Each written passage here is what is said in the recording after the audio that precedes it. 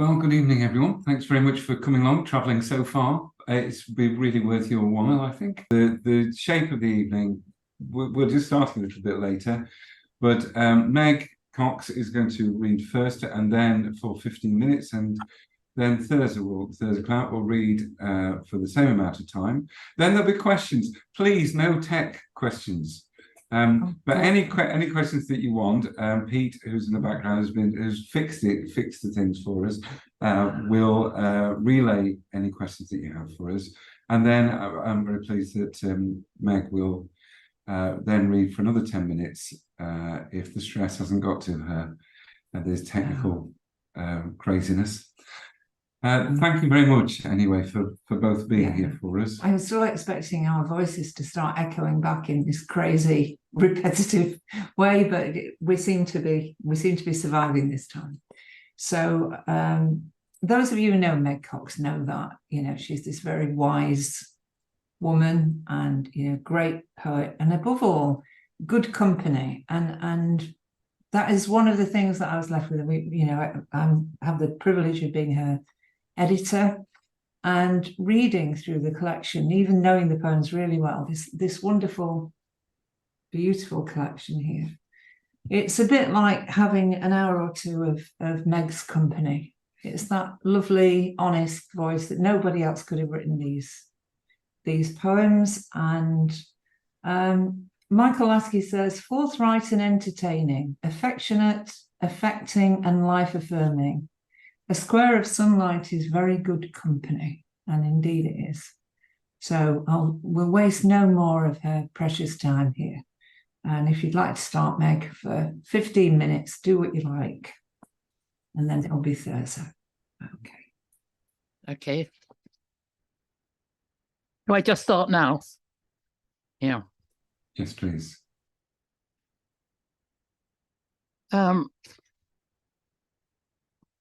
The law of unintended consequences. I went to a village school, and they were really rough kids. So that's why the law of unintended consequences. I blame my mother. Aged 4, I ran home from school to tell her my new word, fuck. I didn't say it twice.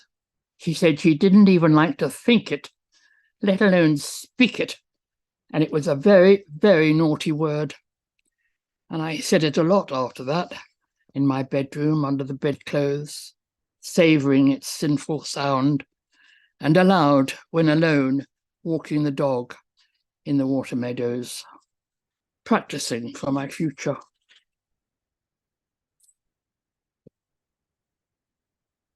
Sometimes it's a quiet poem, like the sweep of the willow in the wind beyond the hedge, or the movement of the tail of my dog when I smile.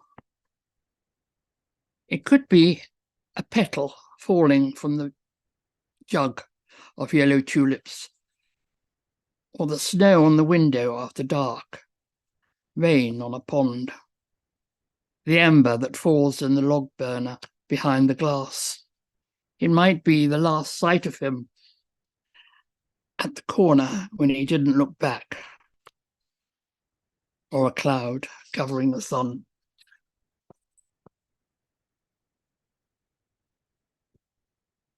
And this one's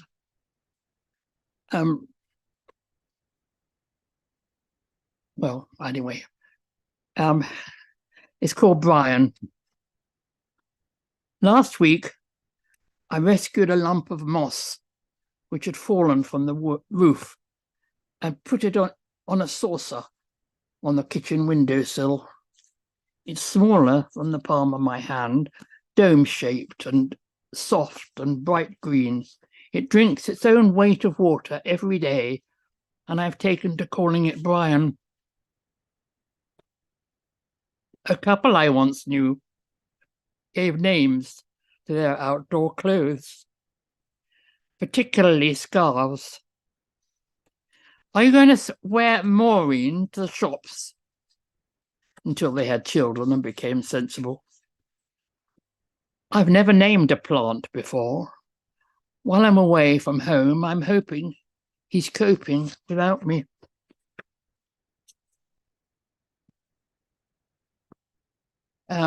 This poem is called Near Ypres. I went on a coach trip. It must have been an anniversary or something. It wasn't the lecture from the guide on the terrible waste and the mud, and it wasn't the beat of the marching feet parading at the Menin Gate, nor the flashing, noisy museum with its modelled and photographed dead. It was the numbers and the names on the white stones in rows under the open, innocent sky. It was the tended, planted fields, the hedges and the traveller's joy. It was the wind moving the sweep of the young willows. It was the quiet that made me weep.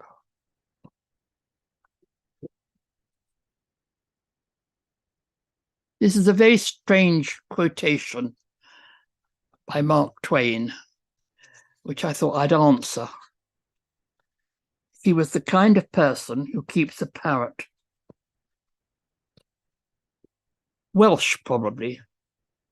He wore a hand-knitted grey cardigan and a Celtic knot brooch most of the time, brought up by elderly Edwardian parents in the thickly painted green and brown villa.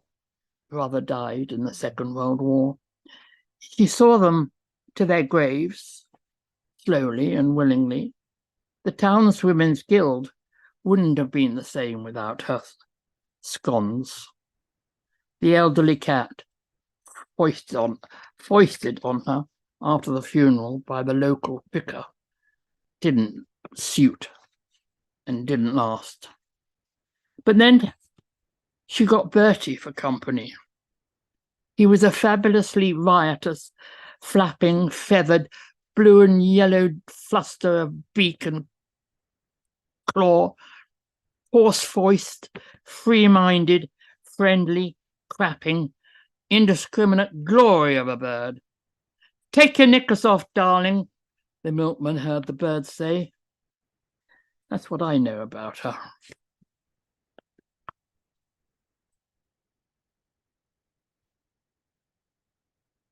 I'm glad this poem is imaginary. It's actually not something that I remember.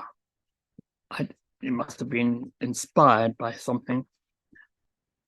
I was only the French maid now and again in a little black dress, stockings and duster.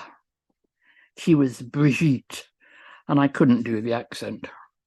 I'd have liked to be any blonde girl with a name like Trigger, or Vesper, or Solitaire, or even Ursula Undress with a knife. But I was Miss Jones instead, twinset and pearls, and glasses to remove, revealing my beauty.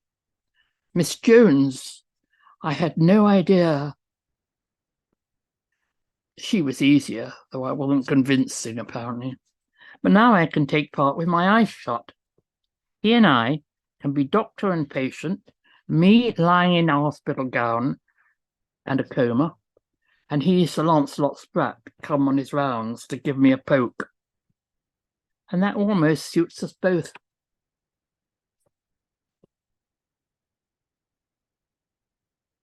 And this is Ode to My Bosh, SPS 20/24, with apologies to Elizabeth Browning.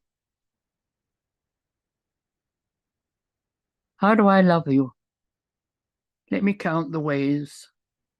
I love you for your depth and breadth and height, and yet for fitting tight below the worktop. When you've done your work and bolognese is no longer awfully sticky, hard and crusty, I love you. Or when you're full of china, saucepans, knives and forks and finer painted ware to boil, on grease and dusty ornaments to benefit from soda I love you. I love you when you're full, but everything on your shelves is washed and dry and sparkling. I love you empty, ready to load all over. You're my whiz-bang clean. You're my always pristine, beloved and faithful. You're my favourite machine.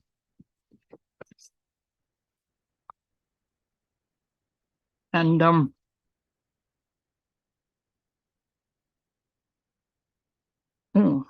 think I've got these in the wrong. Never mind.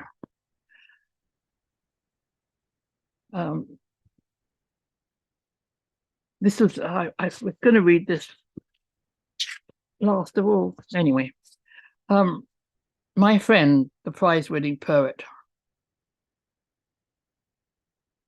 Just in case you think all poets are very nice people. Of course, I had to say how I was delighted for her. In fact, to be the first of us to say it, I didn't think it necessary to mention that I had entered the competition. Of course, I smiled, and I said I loved one particular line in her winning poem. The last is a pretty safe bet, but I hadn't actually read it, and I won't be fucking reading it either. I think that's it. That lot.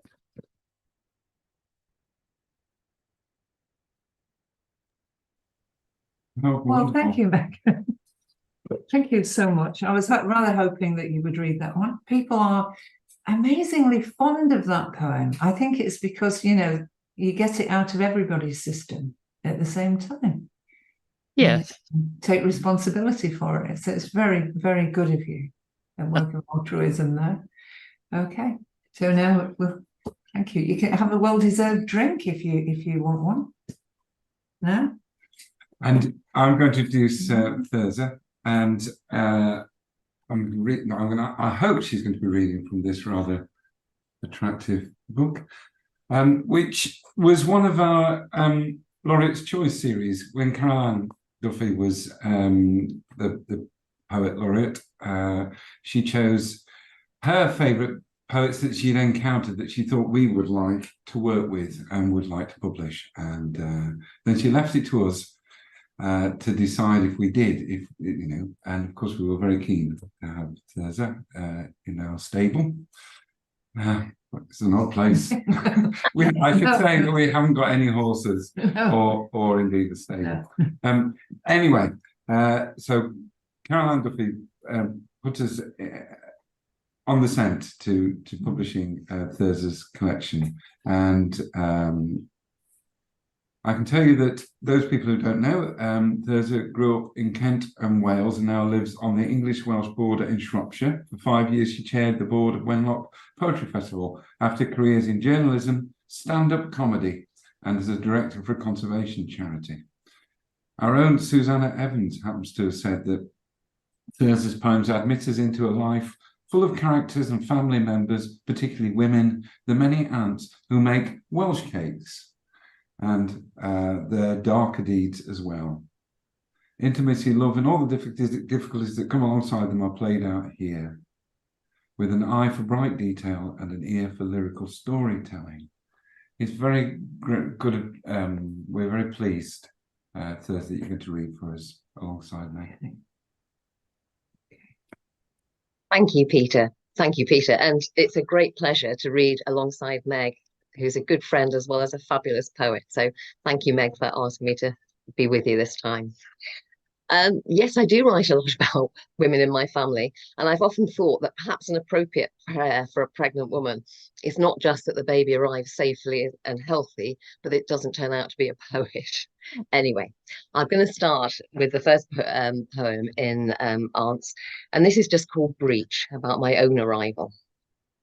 Twice she caught buses 20 miles to hospital, 2 hours each way with 3 changes, waiting on swollen feet, at stops without seats, standing heavily in the heat of that July.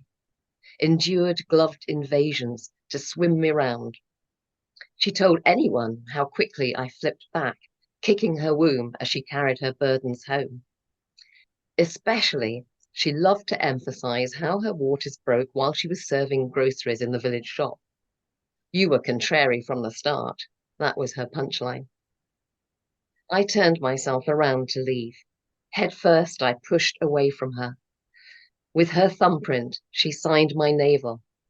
Tenderly, she pleated my newborn skin, taped on an old penny to mend the umbilical hernia. And then I'd like to read the title poem, which perhaps gives a bit of a glimpse as to why I write quite so much about women. And it's just called Aunts. Our family was lopsided, buoyed up on the bosoms of plentiful aunts, but near capsizing with such a weight on Dad's side. Edie, Thirza, Ivy, Hilda nicknamed Hobbs for her childhood crush on the cricketer.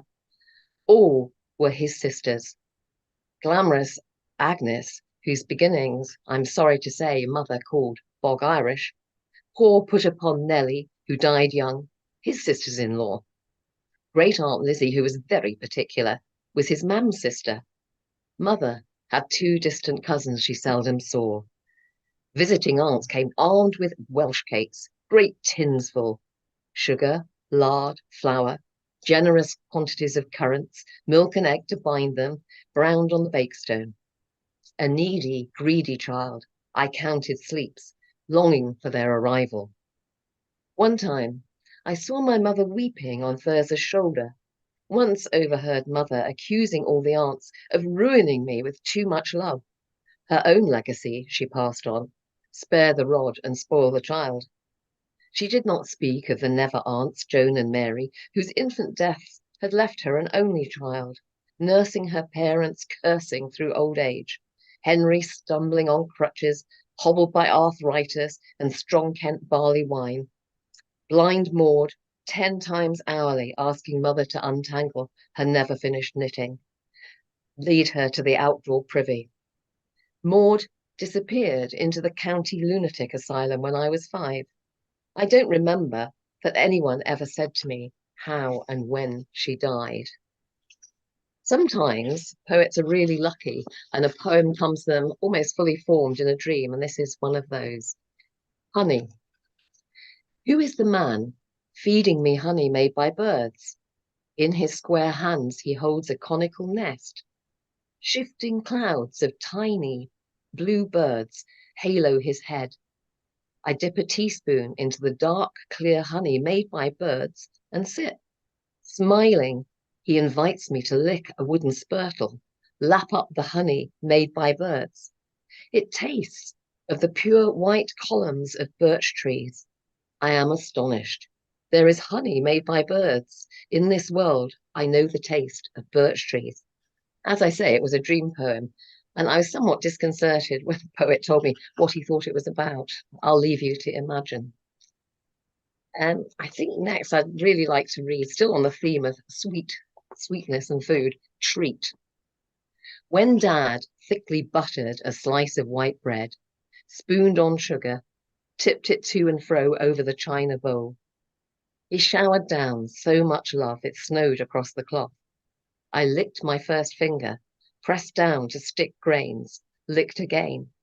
In our house, love came granulated, never enough to be wasted. It's not only dreams that can inspire one. I'm afraid that this one that I'm going to read next, actually came out of sheer rage after I saw a production of Hedda Gabler, or Gabler, I never know how to say it, at the Wolverhampton Grand. And I raged both at the production, which was from the National Theatre, and also the play. So here we are. I am so sick of watching women die.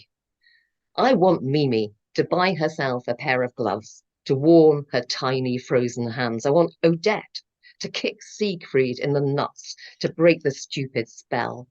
I want Ophelia to jilt Hamlet and rule Denmark after all the men finish killing each other. I want Hedda to get a job and enjoy multiple orgasms with lots of lovers who are good to her. I want Emma to get an education and discover marriage and poison are not her only options. I want Olga, Masha, and Irina to laugh and conquer Moscow. And Anna simply must get custody of her son, ditch Vronsky, and join the Three Sisters book group. I want to see, living on stage and screen and page, women working, loving, women surviving. And my rage was so powerful that it led to quite a lot more poems, but I'll just include one more. Henrik had so much to say at book group. He was fascinating about the female psyche.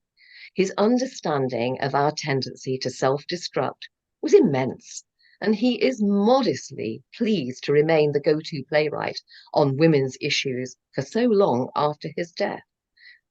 He claimed but a tiny credit for female suffrage, warmly encouraged us to work harder to achieve equal pay. Centre stage, Hedda remained silent for an hour, then jumped up and threw her wine in his face. Nora laughed loudly and left. She slammed the door before Henrik explained how hysteria would destroy them both. As one book group, we rose up to stuff his mouth with hummus. Above his smothered cries, we shouted, "Shut up and listen to us." I do belong to a book group as it happens, but perhaps fortunately Ibsen has never really dropped in. And I also like, there is a bit of a theme I find in my poems, which I didn't realise at first, but there's an awful lot of food, and that might explain this next poem. The streets are full of slender people, bodycon t-shirts tucked into belts, skinny jeans. They are laughing, sipping skinny lattes, nibbling pomegranate seeds. They move easily along narrow pavements, cleared of fat people.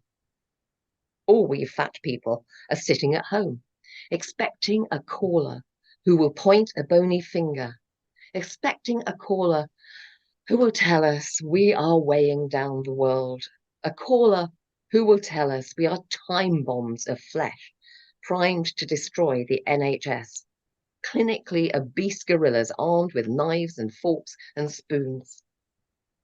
We will put down our crisps and biscuits, our glasses of wine, lay down our diet books, our sugar-free colas and low-cal snacks.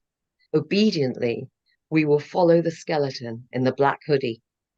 Some of us are hoping he leads us to a promised land. All of us expect it will be filled with milk and honey. And as well as reading from Aunt's Command with Welsh Cakes, I thought I'd read just a couple of new things. That I've been writing a collection which was inspired by letters which my father had written to my mother long before they were my parents. They're his courting letters, and they give a fascinating insight into thinking about my father as he was as a young man. And so I've been writing a collection which are kind of a combination. Some of them are based very closely on his letters, which I've very much, although it's painful, I found it very enjoyable to realize late in life how very lyrical he was, which he died when I was 19, it's something I never really realized that side of him. But it's also a glimpse of various kind of difficulties sometimes in writing the poems. So this one's just called Jigsaws. There's always too much sky, too many stones and walls, hard to pick out shapes to complete the picture. Grace told me once that Percy was born with a hare lip and cleft palate. His mother and all his sisters never mentioned it, nor confirmed that it was Grace who persuaded him to grow across the scar that little ginger moustache that sorted all Dad's bristly kisses. And this one is thinking back. Earworms.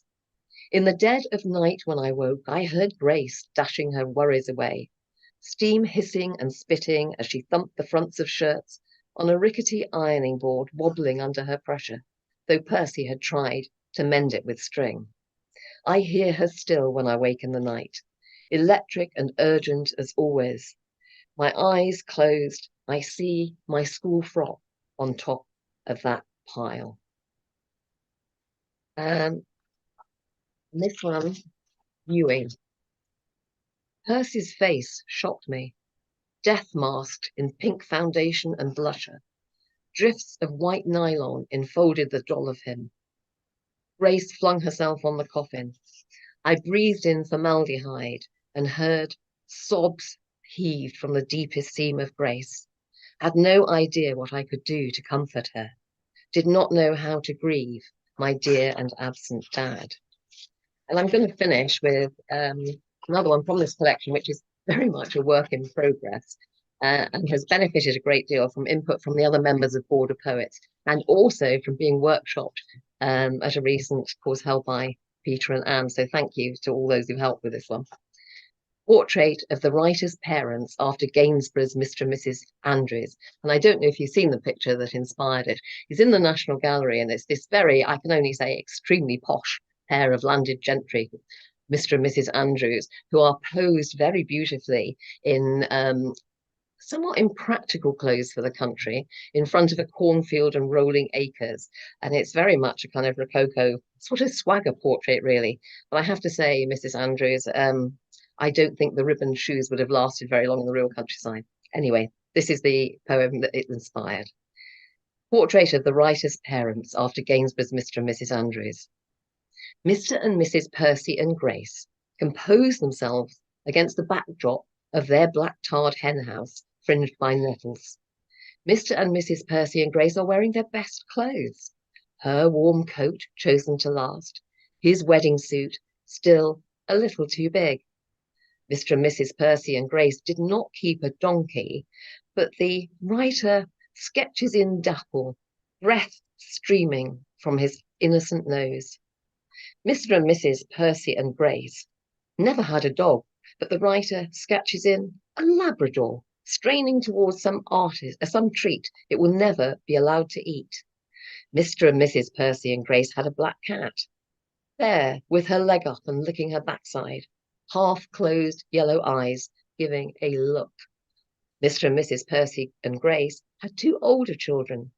The writer keeps her siblings for another painting, imagines dark angels hovering over her crib. Not Gainsborough for that, she thinks. Maybe an adoration after Giotto in a mashup with Hieronymus Bosch, and just a touch of the Brothers Grimm. Thanks.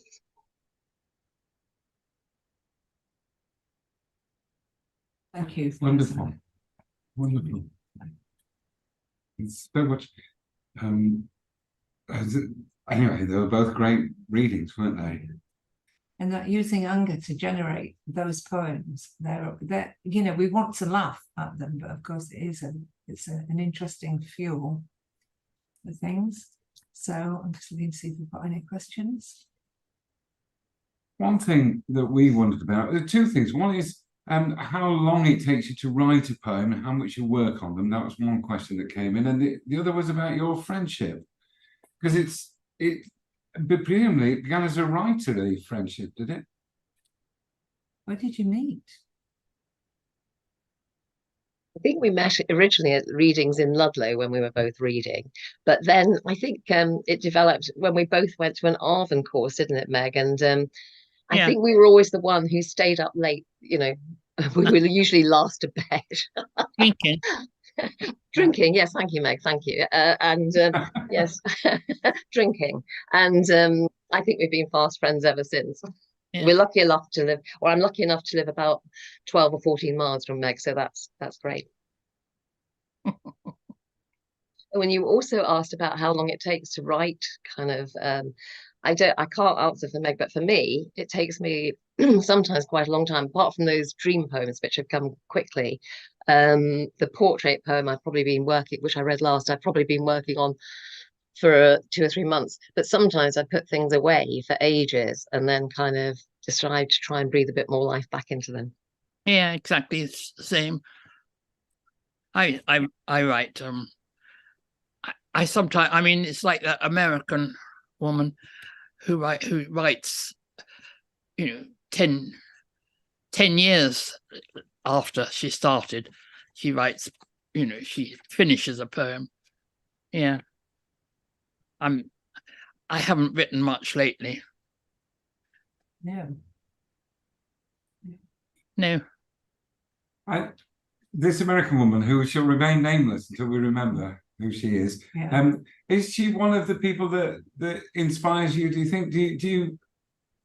Are there poets that you particularly feel drawn to that help you as writers, or that you just help you as people?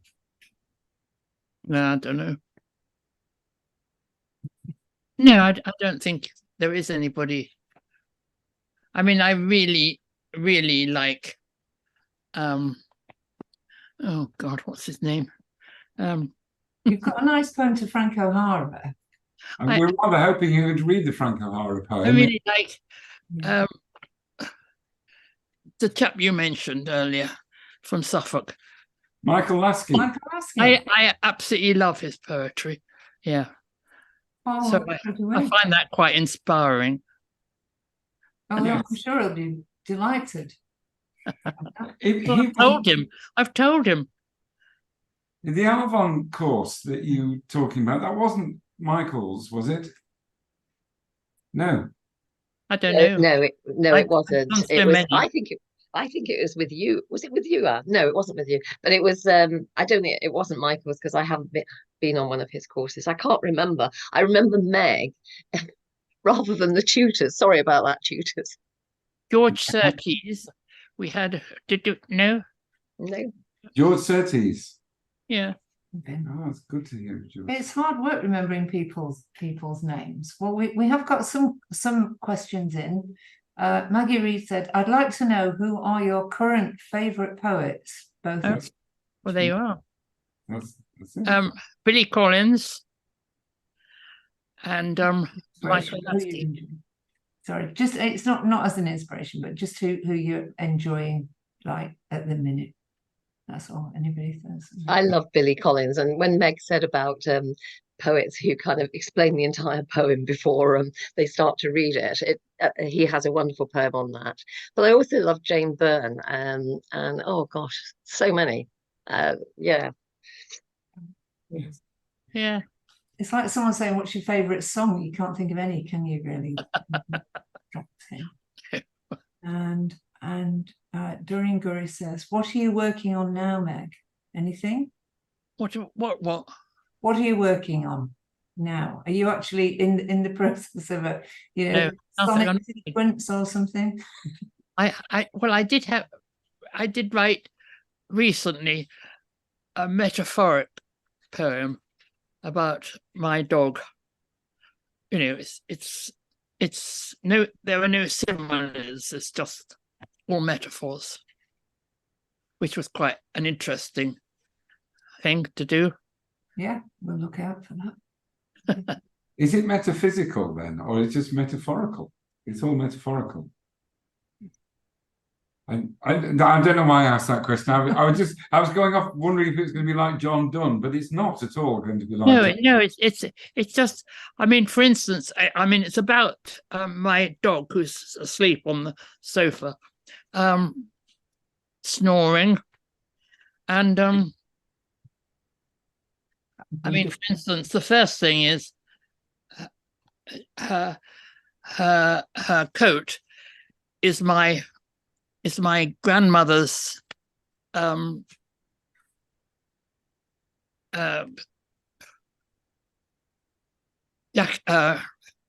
do you call it? What's the cheap, not a mink, but a cheap kind of like thing. I can't think what it's called. What did they have? Coney, musquash. Yeah, it's her jacket hanging in the wardrobe. Yeah. And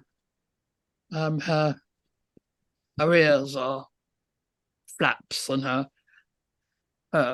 eyes are buttons, and her nose is oh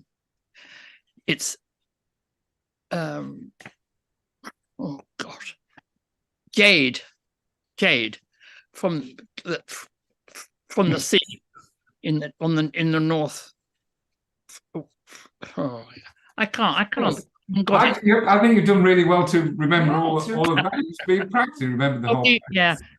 Trying to get rid of this cat. It's our daughter's cat, and he's French, and he has to socialise with everybody that we. So we just saw the cat's tail there, Yeah, Meg. comes in, goes, bonjour. Yeah, I have to chat to people. Because stay there. We know that that you, Thirza, you're working on this book, you know, based on letters, and that's very good to have heard those new poems. It took me 20 years to actually read the letters, get round to reading the letters. So Yeah. You had them all that time, but you In a little suitcase. But I felt as though it was a bit intrusive into my parents' lives. I very nearly burnt them without reading them. And I wrote a poem saying I'd do that. And then other poets said to me, "Oh, don't be so stupid. Just read them." In a bracing sort of way. Yeah. Yeah, you're allowed to be nosy. If you're writing poems, you can be as nosy as you like. Marilyn Francis says, was it Sharon Olds that you were thinking of, Meg? Was it what? Sharon Olds, when you were thinking of that Oh, American yes. woman, When she writes, yes, that's right. Yeah, it was Sharon Olds. Yeah, Sharon Oates. yeah, Yeah. good. She changes them all the time. You Yeah. know, poems that she's already had published, but she just changes them. Yes. Yeah. Yeah. Yeah, Robert Lowell did that a lot, apparently. In fact, Elizabeth, not Emily, Bishop, has a poem about Robert Lowell, always changing his poems. It's an elegy that ends, you probably know it, that ends, sad friend you cannot change. Anyway, we're going to hear, I'm hoping, Meg, that you're going to read some more of our favourites from your book now. For the last 10 minutes. Right. Yes, okay. Thirza, did you want to it would be very nice, Thirza, if you had a final part. You didn't have one to hand, did you, of your own? Weirdly, I probably do. Yeah, that would be very nice. And then Meg will take over to read. Yeah, so final one Okay. from Thirza and then Meg for 10 minutes. Well, it's another dream poem called All Souls Night. And this did come from a dream which I had on Halloween, although I've changed it to All Souls for poetic reasons. All Souls Night. Last time Mum and Dad visited me, they were both long dead. She for a decade, he 30 years or more. Mum wore her warm checked coat. Dad was in Sunday best, white shirt pressed, no tie, his hair still red. I poured tea into their bone china cups, and I said I'd bake Welsh cakes in no time at all, but they weren't stopping. They just called to kiss me and give me words of love, words I'd never heard in all the years before. Through the 30 nights of November, I longed to welcome them again. The cakes went mouldy in the tin. The kettle was cold. Oh, lovely. Thank you, Thirza. Thank you very much for your reading tonight. It's fantastic. So Meg's going to take over. What, me reading? Yes, please.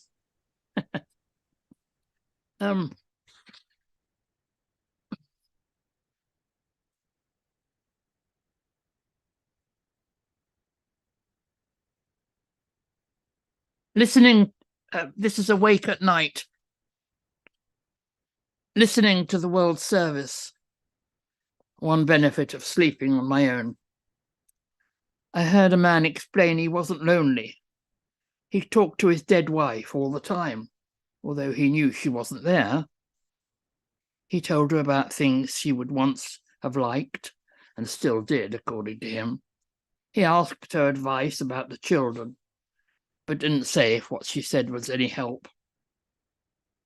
As I drifted off to sleep, I wondered if I could do that too, talk to him. But when your own dear departed is still living with his wife in Wembley, it's just not the same.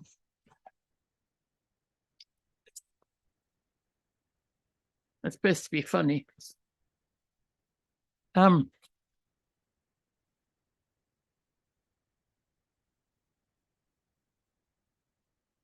5 a day.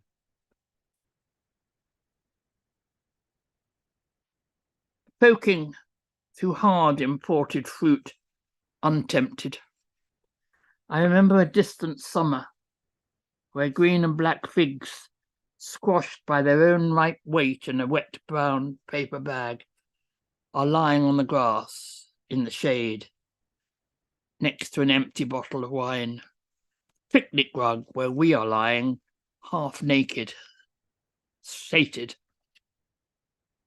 Excuse me, and a metallic nudge against my empty trolley. I'm standing on my own. middle-aged, in Morrison's, in March, in the Midlands. All right.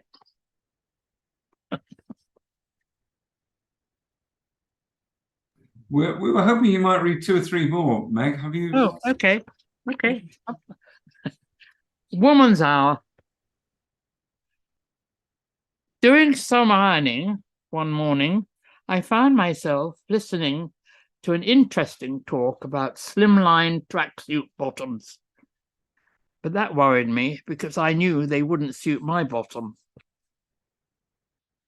After I'd learnt some useful uses for reusable plastic bags, I listened to some women talking about their elective labial reduction surgery. Correct and define your inner labia.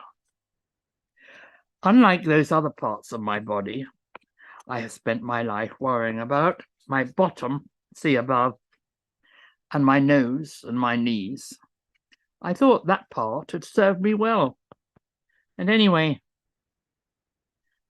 but it seemed clear that my life might be improved even now by such an up-to-date, fashionable piece of equipment. Maybe nothing would be finer than a designer vagina.